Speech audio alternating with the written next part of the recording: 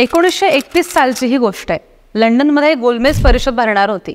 महात्मा गांधी सुद्धा या परिषदेमध्ये हजर राहणार होते। गांधीजी लंडनच्या दौऱ्यावरती आले म्हटल्यावर ब्रिटनचे राजे जॉर्ज पंचम यांनी त्यांना चहा पाण्यासाठी निमंत्रित केलं। गांधीजी सुद्धा आपलं धोतर आणि पंचा आणि चप्पल अशा वेशात राजवाड्यावरती हजर राहिले। गांधीजींचा असा वेश पाहून अख्ख्या ब्रिटनची जनता आश्चर्य व्यक्त करायला लागली। या समारंभानंतर गांधीजींना कपड्यांवरून काही प्रश्न विचारण्यात आले। यात एक प्रश्न असा होता की सम्राटासमोर अशा कपड्यात जाणं योग्य होतं का? यावर गांधीजी स्मितहास्य करून म्हणाले की सम्राटाने घातलेले कपडे आम्हा दोघांसाठीही पुरेसे होते। याआधी अगदी 6 महिन्यांपूर्वी जेव्हा महात्मा गांधींनी व्हाईसरॉय लॉर्ड आयर्विन यांची भेट घेतली होती ते ह्याच पोशाखात गव्हर्नमेंट हाऊसमध्ये गेलेले होते। गांधीजींच्या कपड्यांवर टीका करताना कन्झर्वेटिव्ह पक्षाचे नेते विन्स्टन चर्चिल म्हणाले की फॉरेन बॅरिस्ट्री पास झालेला माणूस आता देशद्रोही फकीर झालाय। हा व्यक्ती अशाच कपड्यात व्हाईसरॉयच्या घरात जातो हे धोकादायक आणि घृणास्पद आहे। हा व्यक्ती ब्रिटिश सरकार विरोधात सविनय कायदेभंगाची चळवळ चालवतो आणि नंतर सम्राटाच्या प्रतिनिधींशी समझोत्याच्या वाटाघाटी करतो। गांधीजी गोलमेज परिषदेहून जेव्हा मुंबईला परतले तेव्हा हजारो लोक त्यांच्या स्वागतासाठी बंदरावर उभे होते।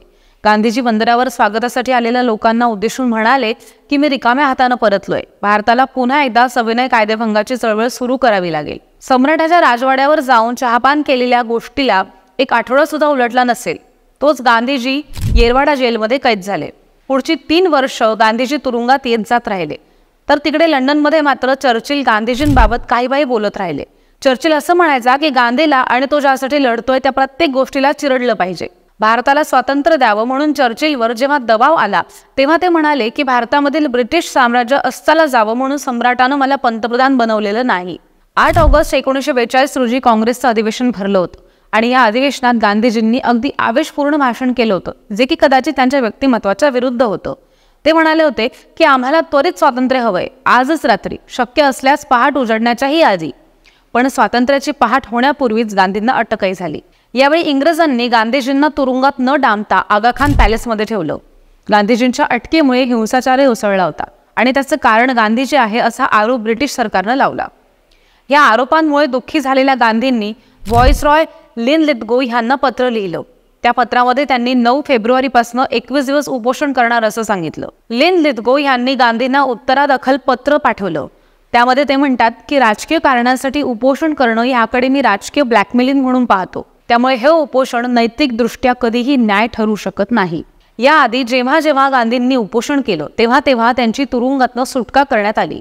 मात्र यावेळी लिनलिथगो आणि चर्चिल यांचे हेतू थोडे वेगळे होते। चर्चिलनं दिल्लीमध्ये एक नोटीस पाठवली आणि त्या नोटिशीत म्हटलं होतं की जर गांधींना उपाशी राहून मरायचं असेल तर त्यांना त्याचं स्वातंत्र्यही आहे। गांधीजी 9 फेब्रुवारीपासून उपोषण करणार होते पण त्यांनी 9 ऐवजी 10 फेब्रुवारीपासून उपोषण सुरू केलं। व्हाईसरॉयच्या कार्यकारी परिषदेत जे भारतीय सदस्य होते त्यांनी गांधीजींना सोडण्यासाठी व्हाईसरॉयवर दबाव आणायला सुरुवात केली। मात्र लिनलिथगो यांनी आपला हेका मात्र सोडला नाही। गांधीजींचं उपोषण सुरूच होतं। आता उपोषणाचा दुसरा आठवडा सुरू होता आणि त्याच काळात कार्यकारी परिषदेत असणाऱ्या MS any, sir Homi Modi आणि नलिनी रंजन सरकार यांनी निषेध म्हणून आपापल्या पदांचा राजीनामा दिला। गांधीजींचं उपोषण म्हणजे रस्त्यांवरची नाटकं आहेत अशी चर्चिल यांची समजूत होती। भलेही भारतीयांच्या दृष्टीनं गांधीजी मोठे असतील पण चर्चिल यांची मतं काही वेगळीच होती। दक्षिण आफ्रिकेचे राष्ट्रपती फील्ड मार्शल जॅन स्मट्स यांनी चर्चिल यांना गांधीजींच्या हेतूविषयी सावधही केलेलं होतं। चर्चिल यांच्या मनात स्मट्सबद्दल फार आदर होता। त्यांचे विचारही मिळते जुळते होते पण गांधींबद्दल त्यांची मतं वेगवेगळी होती। गांधीजी दक्षिण आफ्रिकेत असताना स्मट्स यांचा गांधीजींशी संबंध आलेला होता, त्यामुळे त्यांनी चर्चिल यांना सांगितलं होतं की तुम्ही गांधींना हलक्यात घेऊ नका, पण चर्चिल यांनी त्यांच्या इशाऱ्याची चेष्टा केली।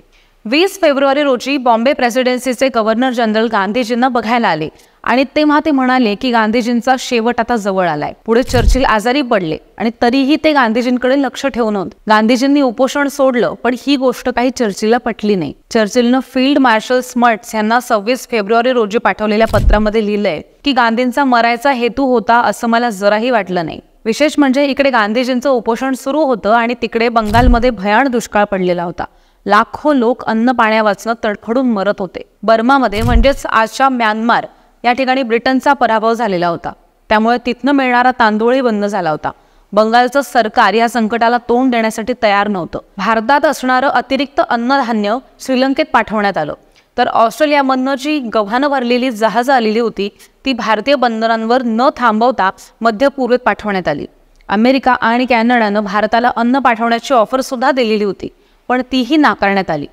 व्हॉइसरॉय बॉबेल यांनी दुष्काळग्रस्त बंगाल संबंधी माहिती देणारी एक तातडीची तार चर्चिल यांना पाठवलेली होती.